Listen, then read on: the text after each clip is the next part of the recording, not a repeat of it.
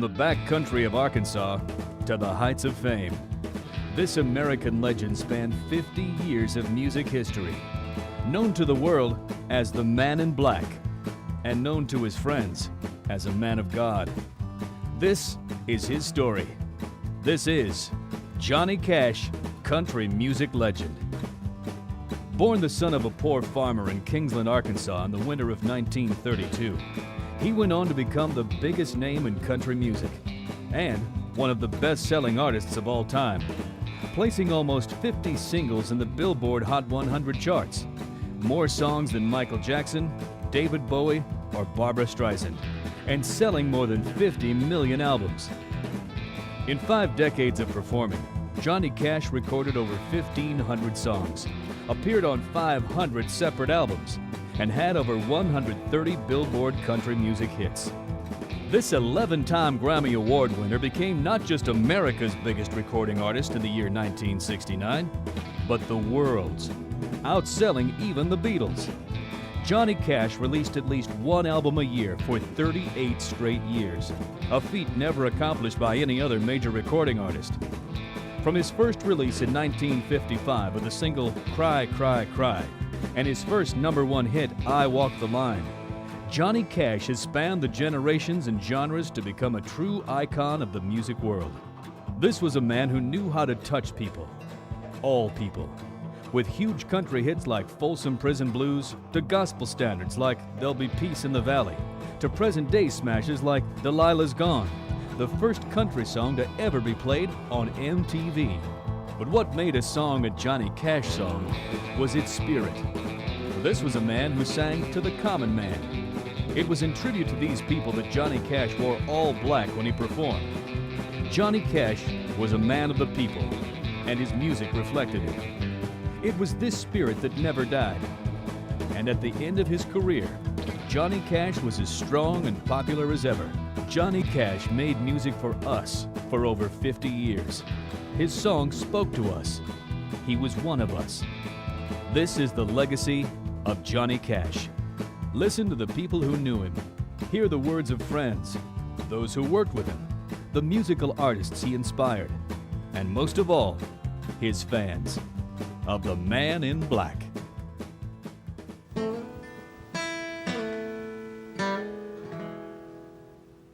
I'm Jason Allen, and I'm a Texas music country artist, and Johnny Cash was one of my biggest influences. I remember when I was a kid, my sister gave me a 45 of Johnny Cash, and it was Will the Circle Be Unbroken, and I played that record over and over and over. And Johnny Cash was the coolest sound I think I'd ever heard. The first time I heard Johnny Cash, I was probably 6 years old here in Houston, and I was, I think, frightened to death of him, because here's this large figure, dark, greasy hair, sunken eyes, a very sinister, echoed voice, singing with that stern, cold conviction in that voice, and it was scary. Well, my name's John Evans. I'm from Houston, Texas. I'm a singer-songwriter and a rabid Johnny Cash fan. Johnny had a huge impact on me as far as I guess, backbone in the song, and standing up for what you believe in, and really not being scared to say what you feel. And I think that's the biggest thing that's missing in country music right now. I met Johnny Cash in 1990 down on Music Row on 16th Avenue, and I'll never forget it because he's such a figure. You know, he's just an animated guy. He's just, you know, it's Johnny Cash. You know, so it was awesome to get to meet him. I think the Man in Black stood for just about every underdog type thing. People that were oppressed and such as that. He was a person who was a great songman as opposed to a songwriter. There are great songwriters. Not saying that Johnny wasn't a great songwriter. He wrote a lot of great stuff, but he was great at interpreting just about any song you can give him, he could put it within his own style, put his own signature on it, and make it his own, make you think that he wrote the song. Johnny deserves homage from anybody who attempts performing his music. I don't care if it's in a little bar or a honky-tonk or beer joint or whatever. I think his music needs to be taken seriously when you do it. I'm so sorry to see what's happened to Elvis over the years, you know, since his death. I hope nothing like that ever happens to Johnny. He doesn't deserve it, and neither does Elvis for that matter. Johnny Cash in the 1950s with Sun Records was the coolest thing. With Elvis Presley and, you know, Carl Perkins, all of those guys, they all had a sound that was so natural and so real that it was magic. It was the sound of magic, and that whole era is pretty much what my music is about. It's traditional, real, something that people can sink their teeth into. Music that makes you listen, makes you want to hear it, and you can't turn it off because it sounds so good. It's the sound of magic. One of the neatest things I think about Johnny Cash and his influence on everyone else is, first of all, people forget that he has seen from the day rock and roll was born to the present, and that is a time that is never going to be recreated. You know, he got to see the whole 9 yards, and he got to be a part of the whole 9 yards, and he was an innovator in country music and in rock and roll. And, you know, he's influenced so many people, you know, with his style, with really the power behind the way he played the guitar, the way the music drove into your ears, and was really the first, I mean, in my opinion, was really the first rock star, because, you know, he wasn't just trying to do hit songs. He was absolutely who he was. And you know, you can be an artist and chase around what's popular all day long, and you can be behind it the whole time. Or you can be who you are and let the world come and go around you as it comes and goes. When I met Johnny Cash, I mean, there's just a handful of guys that could get my attention like he did. You know, Willie Nelson beat another one, and probably Merle Haggard and Waylon Jennings. George Jones, that probably covers it pretty much. He's in that rank to me. And when I met him, he's just like I thought he'd be. He's just bigger than life even when I met him. And I knew he felt bad that day because he looked like he felt bad. He was real kind of pale, but it was still Johnny Cash, you know, and it was so cool. He was very nice, and I'll never forget it. It made a big impact on me because I actually got to meet somebody that is such, I've been such a fan of, and there he is, you know, standing there talking to me. So I kind of came to country music through the side door, I like to think. It was like, I just kind of started absorbing it around me, picking it up. And then I once saw the Johnny Cash show on TV, and that's, I think, what kind of nailed me to the genre, started bringing me towards it. Because most of the stuff I was listening to was the pop stuff of the day, top 40. I saw the Johnny Cash show. I heard him do Folsom Prison Blues, and I kind of liked his style. Okay, liked the way he looked on stage, the way he came off, and I was just a kid, you know. I was just kind of riveted to the TV watching, and I watched every week. I watched the Johnny Cash show. A lot of Johnny's music is based off the train beat, which is that it's basically a polka with the train accent, the chug, chugga, chug, chugga, chug, chugga, chug. So many of his songs go like that. It's got that simple little thing like that. I saw this interview one time with, I think it was Glenn Campbell, and he was talking to Luther Perkins, who was the lead guitarist for Johnny way back when. And he said that, well, all the guitar players, all the lead players, they're everywhere. They're just picking all over the place, you know. And he goes, oh, let them go. They're like a bunch of busy bees. He goes, they're searching for it. He goes, I've already found it. is, and when they find it, they'll land on it and it'll sound something like this right here. But so much of his music is based on that. And I think that's why the music that he's written and the music that he's sung and covered has lasted as long as it has, and is still plays just as big of an impact today as it did back in 1950.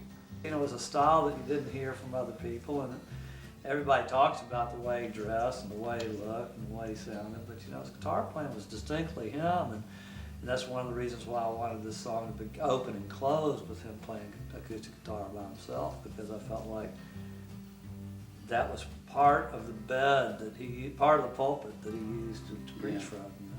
He used to come by when we'd play.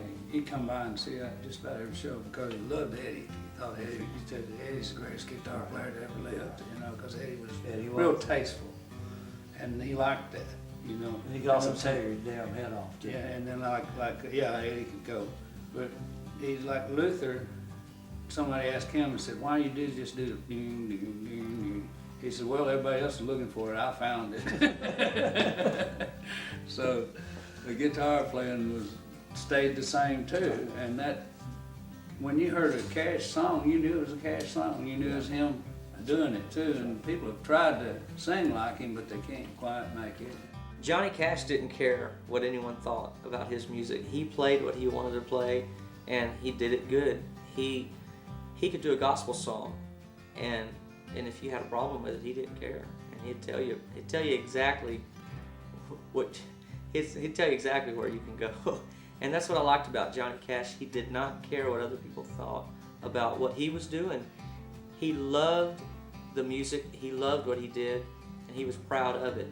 And that's what I want to do with my music. That's where Texas music, the traditional style music here in Texas, is so it's popular, and today I find a lot of people are getting away from their roots, and I don't want to do that. I want to carry on the dream that people like Johnny Cash had, the sound of a broken heart on a record, you know, with a steel guitar. I want that. I want to keep that sound alive, because that's captured the heart of Americans. I can remember being a little boy, and Folsom Prison Blues, I guess, was, you know, that song, it seemed like it was the song, you know, and I remember walking around singing it, and my mom and dad both loved Johnny Cash, and it was a big deal. And I remember just to see Johnny on TV occasionally. I don't remember seeing him a lot, but I remember hearing him a lot on the radio. And I think he's been a big influence in my life, and I think even now that I probably have learned to respect what he did even more the older I get, and the more I realize what he's done. You know, he just gets bigger and bigger to me. He had dynamics in his vocal, not by going loud or soft, but just the way he phrased things, the way he was at his inflections. It's very subtle stuff that unless you are, you know, maybe a performer looking at it, or a producer, and kind of like trying to get a feel for what is this artist all about, what are his strengths or weaknesses, and that's kind of what you do as a producer, I guess, and kind of bring out the best. Johnny Cash, one thing I can say about the way he dressed, the way he sang, the way he carried himself, is that he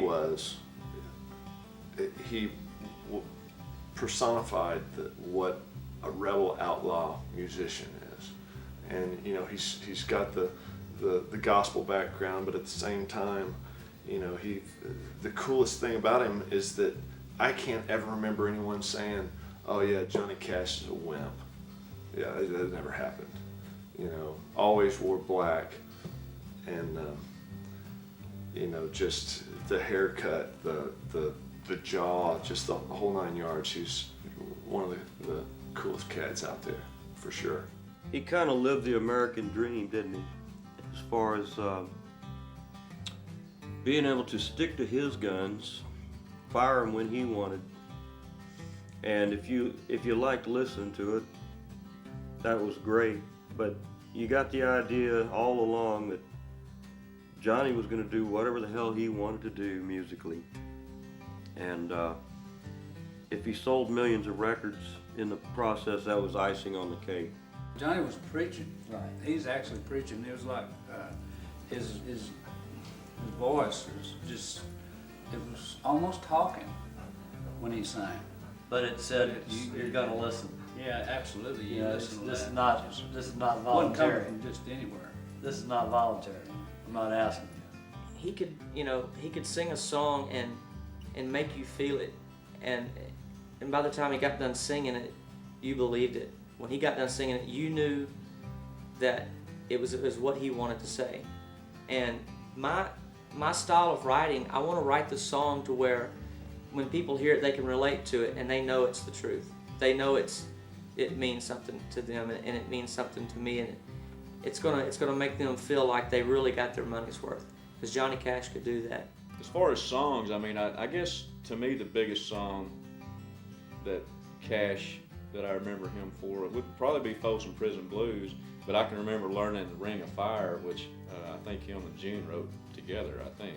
And we used to do that song live, and I can still remember that when these young kids around Texas hear a Johnny Cash song, they go nuts. I mean, he's got such a young audience now that are reliving what everybody else knew 40 years ago. Now he's right back. He hadn't lost anything at all. The words, you can always hear the words, and the words meant something, and you could feel into it, into the song.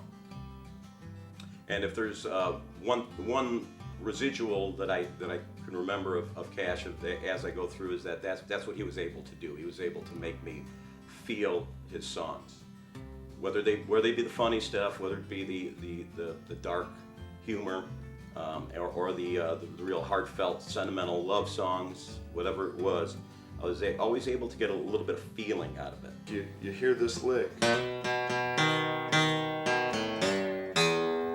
and it's the biggest hook on the planet, and instantly you know that's Johnny Cash. And I've got kids, and Johnny Cash wasn't playing that on the radio, but for whatever reason they know it instantly, and it crosses the boundaries. It's something that 100 years from now, he's still going to be there.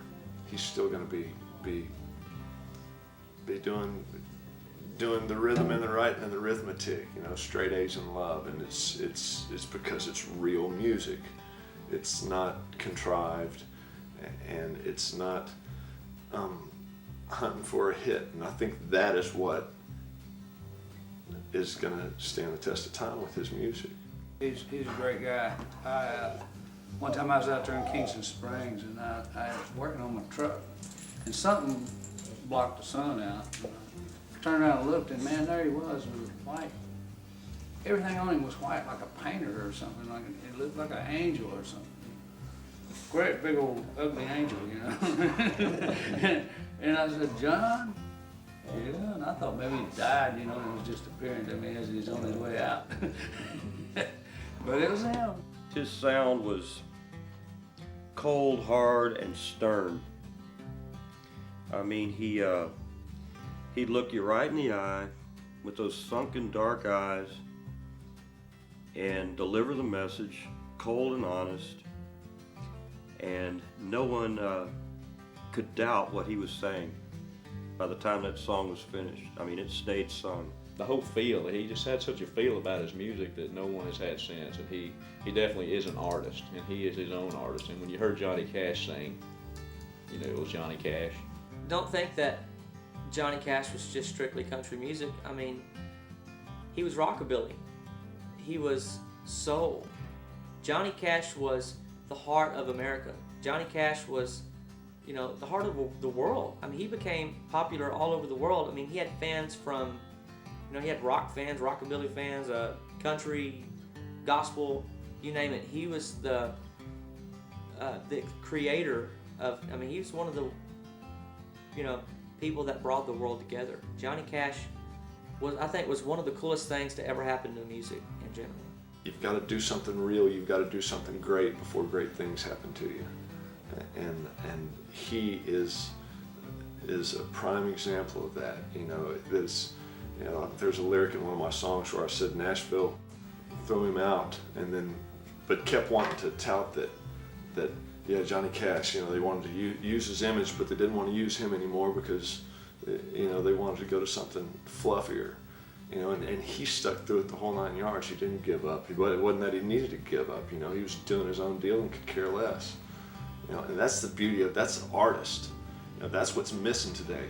You've got the same cat that's writing a song, singing the song, and singing it because it means something to him. And nowadays, if a guy that's on a major label in Nashville lands a song on a record, it's because he's been with 4 different people writing the songs, and it's not because it's his music. Johnny Cash did his music, and that's what's going to give him longevity. That's what's going to keep his music around for 200 years. A successful artist is a person that can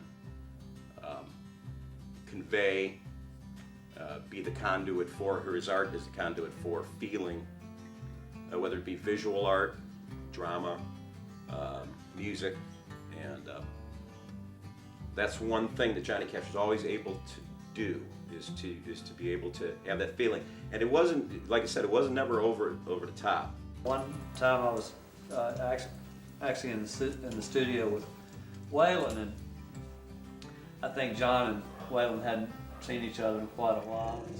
So John decided he wanted to come by the studio while I was recording Waylon, and he came by. And I was recording Waylon a real sparse session. It was just a guitar and vocal thing. And I walked back into the control room after being out in the studio, and Cash looked up at me. He says, great takes a long time. He said, this sure lasts a long time. And I think that's, That's pretty much it. I think the reason why he lasted 50 years or longer was because he was great, and All the way. and it may take longer, but it lasts longer. I think a lot of people have heard the story of Sam Phillips in Sun Studio, where I think it was I Walk the Line, where he took an old dollar bill, a crumpled up dollar bill, and muffled the strings right up here. He wrapped it around and taped it around the strings, and when you brush it up against like that, it just had that chugging sound, and that's the sound you hear on the recording of I Walk the Line. And Sam was a great guy for Johnny to be around, I think, early on, because he was just a master of coming up with these little sounds and stuff like that, and that essentially became the train sound, and I don't even think Johnny did a song about a train until after they established the sound. It sounded like a chugging sound, and then they said, you need to do a song like Hey Porter, or you need to do Rock Island Line, or Wreck of the Old 97.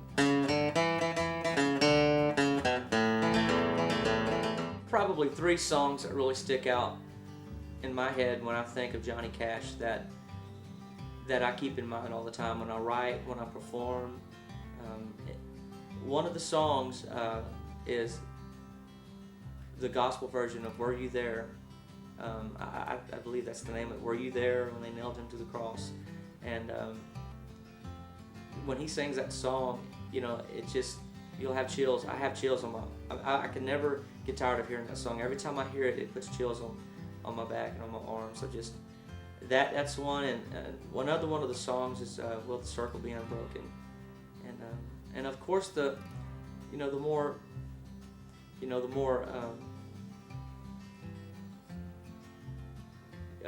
ideal Johnny Cash, like Folsom Prison Blues, the whole, that whole thing is just breathtaking. When I hear it, I'm like, wow, that's cool. I want to hear it over and over and over. As far as the kids today that like Johnny Cash, I think it seemed like to me that you have to have something cool about you, and it's cool to like Cash now. And I think what's happened there, I think a lot of these young people are really not fooled by so much of the today's country music that crosses over to pop. I think a lot of them like the real stuff, and they feel like Johnny Cash is the real deal. And I think that's why it's cool to be a Cash fan, and I think that's why he's got so many young people now involved in his music. It's buying his records, and the last video that he did and stuff like that was awesome. There's different ways that he's made an impact on me. One is musically, it's Johnny Cash, and it doesn't matter if I'm playing it or you hear it down at a beer joint. That's Johnny Cash. Dwight Yoakam, you know, took off on that, and it's a cool thing. I've got probably 4 or 5 songs that start off with that kind of groove. Like there's one called "Poor Woman," and actually it hadn't been recorded yet, but it's one of my songs. It goes, you take my lovin' and you walk away. You tell your girlfriend you made my day. Now, woman,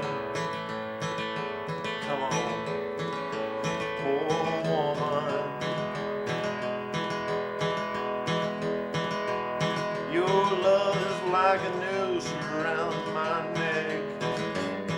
I do the things you've come to expect. Now, woman, oh woman.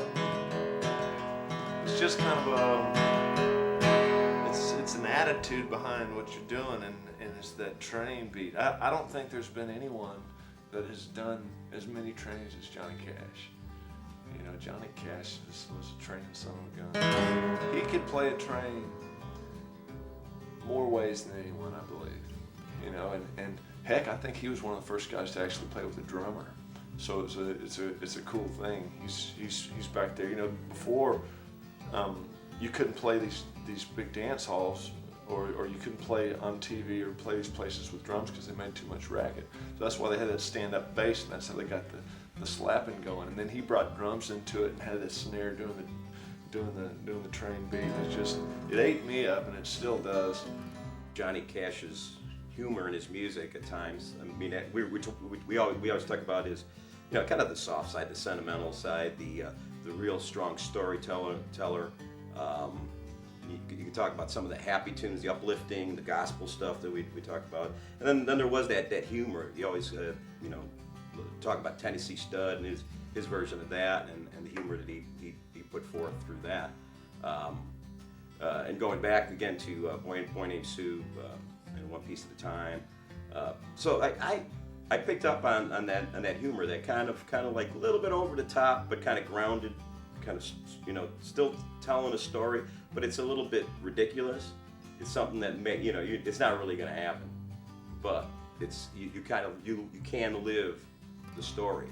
When Johnny sang a song, and this is too, he wrote songs that were great, and he picked the best song. Right. He picked the very best. He was great at picking them, like Frank Sinatra.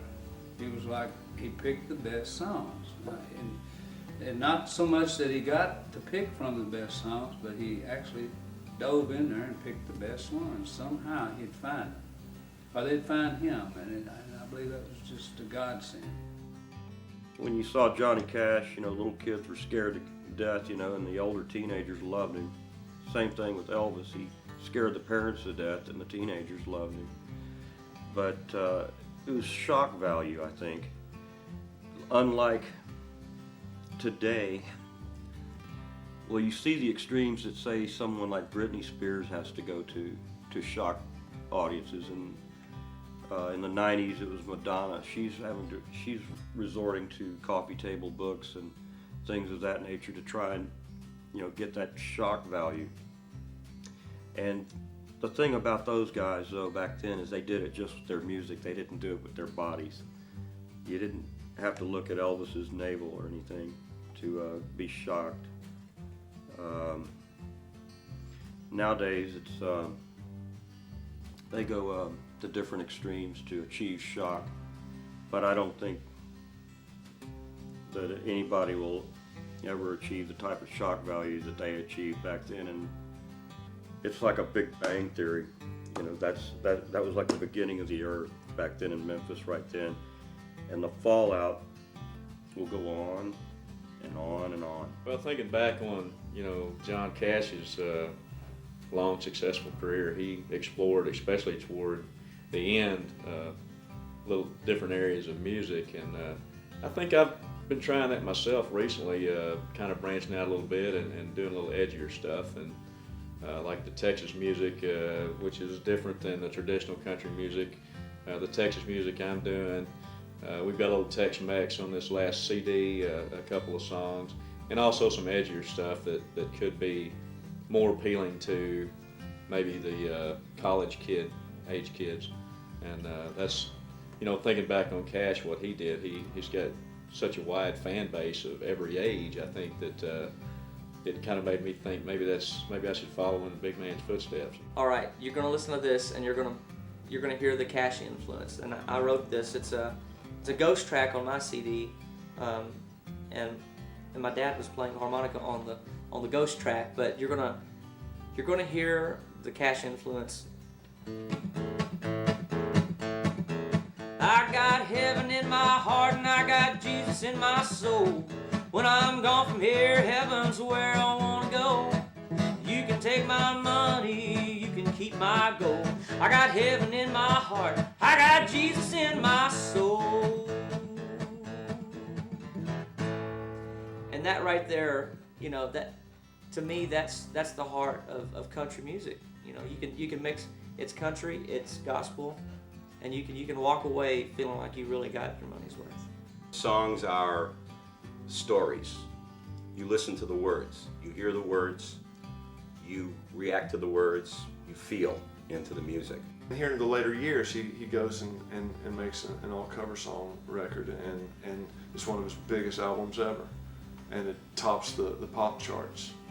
You know, and you go back and you look at I think he's sold more records in the pop charts or had more hits in the pop charts than Michael Jackson. You know, that's huge. That's the king of pop. And there's Johnny Cash. You know, so as far as influencing other people, you know, I know that people are always coming up saying, yeah, Johnny Cash was the man. But as far as I can say, he's influenced me in a way that really no other band could influence me. You know, he's taught me how to stick to writing songs and saying what you feel and believing what you feel. And if it's people like it, it's wonderful. And if it's not, you know, he's going to write another song and maybe you'll like that one. And that's a cool thing. He wrote were about people, oppressed people mostly, and people that needed it. He had a way of knowing that, and somehow or another. Now that's where I'm a lot like him in that area. I do write a lot of songs that help people, but I'm mainly trying to help myself. Really, is what it is. It's the cheapest psychiatrist is. And when you're writing songs, John, I think, needed a psychiatrist about as bad as I did, and he wrote a lot of things that dug people out of holes, dug himself out at the same time. But I believe he was more aware that he was digging the whole world out. I've done a song called My Going's What's Coming, and when we got in the studio with it, I can remember not necessarily thinking that I was trying to write a Johnny Cash feeling song, but when we got through with it, I even remember the drummer made a comment, the session drummer, that sounded like a Cash song. And I was real proud of that, and it's got that feel to it. So I've written originals and that have that same type of feel to them. I have a song I call Jukebox Fool, which is, I do it in the key of B, kind of a B minor thing. It goes like this.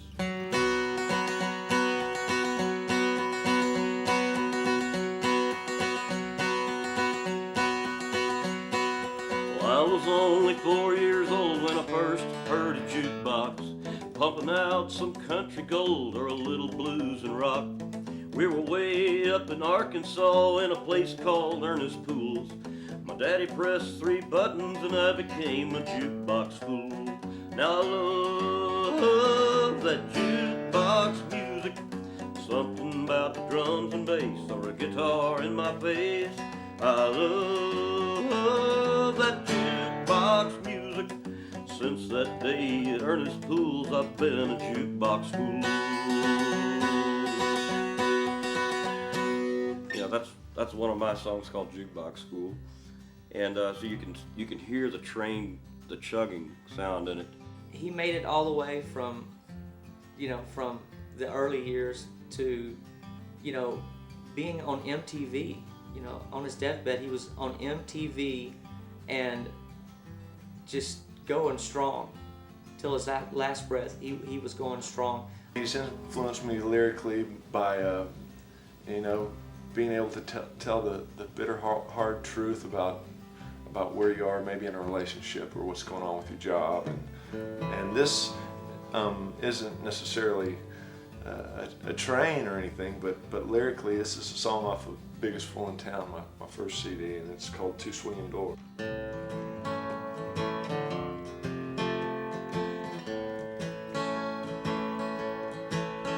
2 drinks, 2 lives, and 2 lonely hearts. 1 dance with her tore my world apart.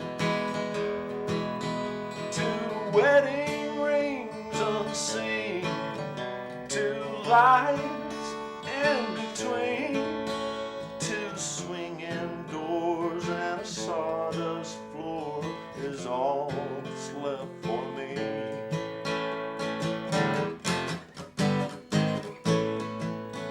2 cars, 2 names, yet 1 motel room.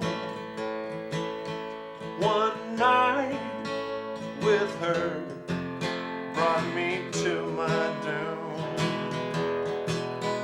2 wedding rings unseen, 2 lights in between, 2 swinging doors and a sawdust floor is all that's left for me. I picked up on American Recordings when it came out. I heard about it, and I liked the concept. Johnny Cash with an acoustic guitar. That's it. His voice, simple acoustic guitar part behind it. And I thought that was a perfect vehicle. They did it in, I guess they did it in a kitchen or a living room, and you could just tell that it was just like when you put the album on, that's the way you're hearing the songs. And the songs are stories. You listen to the words, you hear the words, you react to the words, you feel into the music. My feeling was always that John Cash was talking to me as a listener. But it wasn't about him singing some song. He was talking to me, like Billy said earlier. That's He was like preaching to you. Yeah, everybody felt that. And you way. better pay attention because you're getting ready, because there was something there that you needed to hear.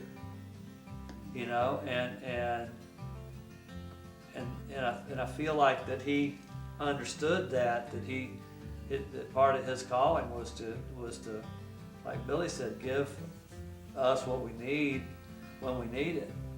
And that's when he performed a song, he was talking to each of us and was telling us, you need to listen because I've got something that you need to hear. Either this is going to help you or this is going to show you the way to go the next step or whatever it was. He wasn't singing to you. And so, and you could tell, I mean, it's just in terms of the style, it wasn't, a voice that was just, melodically singing lines. I think like so many artists that came from that era, around the Memphis Sun Studio sound, and it was just amazing how Elvis, Jerry Lee Lewis, Carl Perkins, Johnny, of course, they're all right there around the same time frame. They're all coming together about the same time, and Sam he's playing a hot hand. Sam Phillips is just, he can't be beat. Everything he touched seems to turn to gold. And with many artists that came from that era, I think one advantage they may have had is that they were striking at a time when what they were doing was unheard of. There was definitely an outlaw movement, and there's still an outlaw movement. I mean, thanks to Johnny Cash, and all of the outlaws of country music, I want to stand up for what I believe in. I don't want to go play you know, the Nashville game. I don't want to put on leather pants and run around like an idiot and jump around about 500 times and people think I'm cool because I do that. I want to play my music. I want to sing my song. You know, I want to put my heart into it, and hopefully people will like it. But you know, if they don't, that's the good thing about it. You know, I can, you know, be like Johnny Cash and the rest of them. Who cares? And that's what I like. That's the thing that Johnny Cash did for, you know, for guys like me, and I think I speak for the rest of the Texas artists and the rebels of country music right now. You know, we have to give credit to the founders, and definitely Johnny Cash is one of them. You know, the day I heard that Johnny Cash died, it was one of the saddest days of my life. But at the same time, I turn around and I look at what Johnny Cash went through. He did the whole ride. He saw the whole picture, and there'll never be another Johnny Cash. You know, he is the epitome of the real deal. I think he was disgusted with the way he was treated towards the end there with Nashville. To have such an artist like that available for the Nashville people and for the whole world to hear, and they kind of, you know, shelved him. When I think about Johnny Cash and try to define who he was or what kind of music he was doing, I thought about this when I was coming in here, and I was thinking parallel to different artists that you could put him kind of in the same genre. It's really hard to do because he went a lot of different directions. We were just talking about these in the 1970s, all the country music hits that he had, and he kind of dropped off of those charts and wasn't played. And I think one thing is because he didn't want to conform to what was considered the Nashville sound, and he did his own thing, which is kind of taboo in the Ivory Towers. Do you think John felt like he was any different than anybody else in the world? Well, yeah, I knew because that's what we all got in common, is we're all different. And yeah, he knew that. But I think he felt like he was just more like the people he was singing to than he was any of the people in his record company. Oh, yeah, he wasn't never singing to the record people. He was singing to the people. Yeah. I think he saw himself as one of the people. Not Yes, one he did. Yeah. I mean, anybody that's brave enough to wear that black all the time, he was saying something with that actually could never get muffled out by anybody. I don't know, I don't want to dress up like Johnny. I wore black today just in honor of this occasion. But I would just like to, come out as myself and say Mitch Jacobs appreciates Johnny Cash. I'll tell you what, I think Johnny Cash would like to be remembered as everybody's brother. I believe so. I don't think I can add You anything can't to top it. that I shit, can't just top don't it. even try.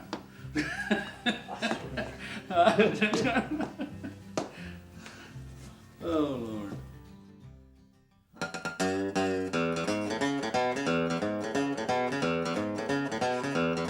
The little petting party going on. Brunettes, redheads, blue-eyed blondes. There's a petting party going on. Well, there really ain't nothing to it. You just sit by one and get right to it. Have a petting party of your own. If you've never been to one, you've been missing lots of fun. Petting and getting everything you can. Just watch out for her bad old man. There's a petting party going on. Brunettes, redheads, blue-eyed blondes. There's a petting party going on.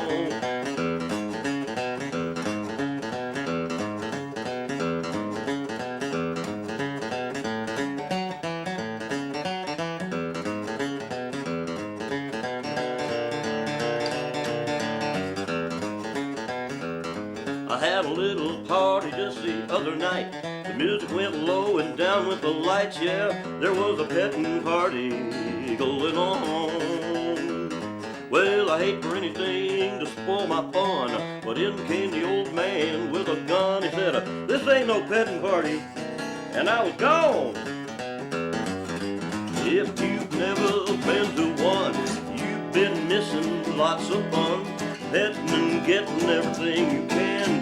Just watch out for her battle, man. There's a petting party going on. Brunettes, redheads, blue-eyed blondes. There's a petting party going on. I said there's a petting party going on. Yeah, there's a petting party going on. Little old Johnny.